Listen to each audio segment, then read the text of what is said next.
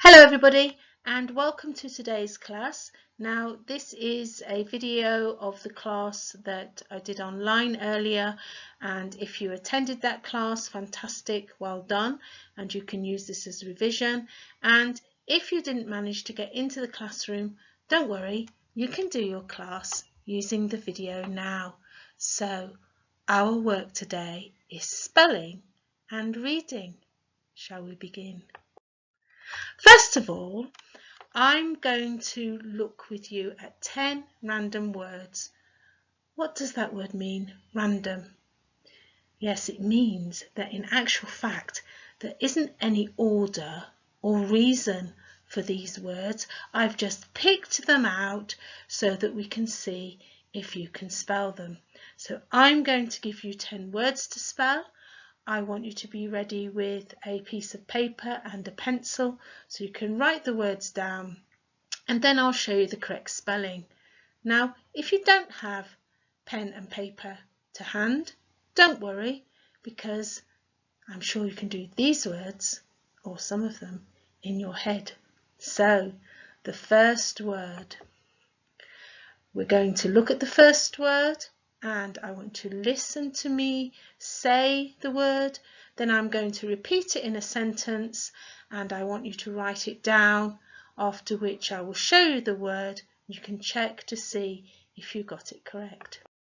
So your first word is the word be, and the sentence to help you know which be to write is, I would like to be in the classroom. So please write the word be. Have you done that? Well, let's have a look at the answer. B-E. Yes, well done if you've got that one right. So the next slide is a picture so that you know what the word is that's coming next. And we're still doing listen, repeat, write, check. So what's this a picture of? Yes, that was easy, wasn't it? School. Now I want you to think about how you write the word school, and I'm going to give you the word in a sentence. I want you to write it down. I will be happy when my school opens again. The word is school. Let's check to see if you got it right. S-C-H-O-O-L. So don't forget the beginning of that word, S-C-H, school. Well done if you got that one right. The next thing that we're going to be looking at is the word life, which is all about the balance of your family and your work. And I want you to write down the word life. I love my life. Let's check to see if you got it correct. L-I-F-E. Yes, it's very important when we're looking at words that we listen to that middle sound. And if you're not sure about the word life with a f sound, then have a look at that word in the middle of those letters. It says if. So, if my life was, could be a way of remembering it, life. Your next word is similar to the word first, and we're still following listen, repeat, write, check. And the word that means the same as first is before. So before I do something. So first I'm going to before. Excuse me. How do I spell the word before? Write that down. Let's check. B-E-F-O-R-E. Yes, very important that you look at the ending of that word there, because in actual fact, if you covered up the E, it would look like a compound word, wouldn't it? There would be two different words in there. B-E for B and F-O-R for four.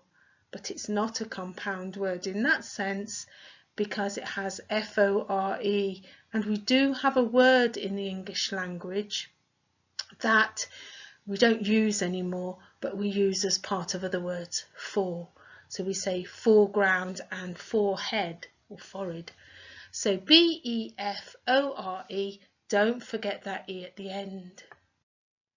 And we're still looking at listen, repeat, write, check. And our next word is the word live. I live in a house. So this word is different to the word life. Did you write it down? Good. How did you spell it? Let's check. L-I-V-E. So the word live is the word that has a V in the middle, and the word life has an F. So make sure that you don't confuse those two spellings, and you know what the word live and life mean. Well done if you got that correct. And we're now going to move on to reading.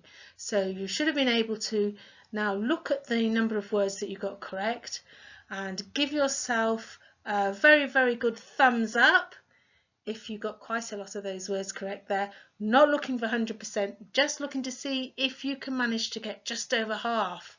How did you do? I'll be really pleased to hear. So now we're going to have a look at reading. So I'm reading a book, which I'm just looking for here. I'm reading this book, and you can see there on the screen that there's a photograph of the cover of this book. And the things that we have to remember when we're looking at a book is to find out the main information. So we have a title. Yes, that's the title. Skullduggery Pleasant. And there's also an author's name written here. Author, the person who wrote the book. Yes, the author is Derek Landy.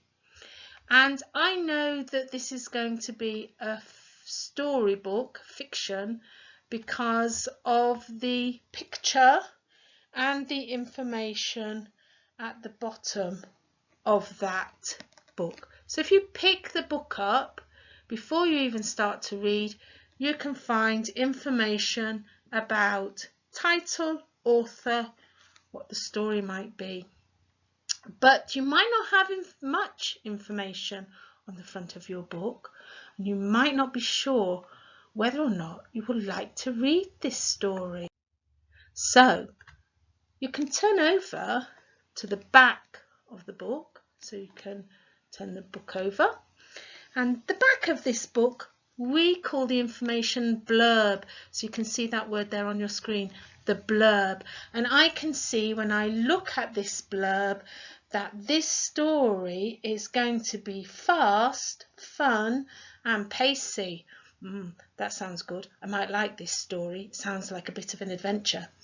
And it also says that Skullduggery Pleasant is the name of a detective, and he's a powerful magician and a sworn enemy of evil. So I'm quite excited now about what this book might actually be about.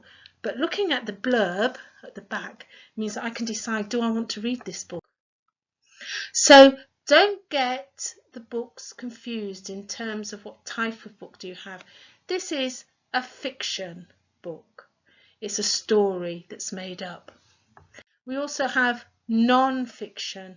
Now they're books that contain facts and add true types of information there for you, and there's some books there on the screen to show you the type of non-fiction book. So you do need to know the difference between fiction and non-fiction.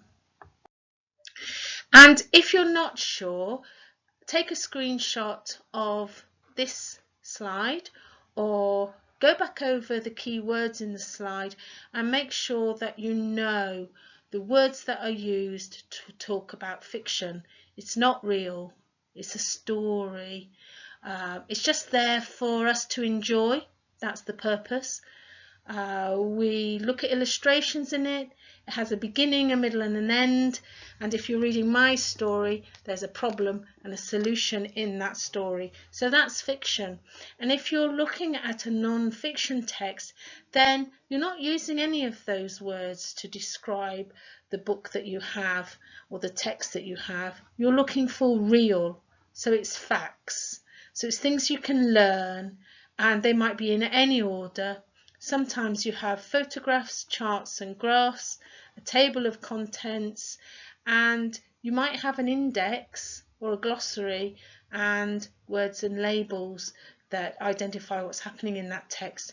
Now for non-fiction, I don't have any of those for this book because this is a fiction text, and I know that I can open the book and I can see that it is divided into chapters. So you can see there chapter 1, chapter 2, chapter 3. So we have it in order of chapters, and I know that that's my fiction book. And you know, sometimes non-fiction texts are divided into chapters, but if you're not sure about the difference, make sure you use the words on this slide here on your screen to describe fiction and non-fiction. And I'd like to hear what books you recommend. So I'm going to read this book and decide, do I recommend this book to you? Now recommend, it means tell people that we like it. What do we like about this book? Or you should read Skullduggery Pleasant because. I can't do that at the moment because I haven't finished reading the book and haven't read enough of it to know whether or not it's the type of book you might want to read. But if you've read a book, which I hope you have during this lockdown, I'd be really interested to hear your recommendations. What books would you recommend?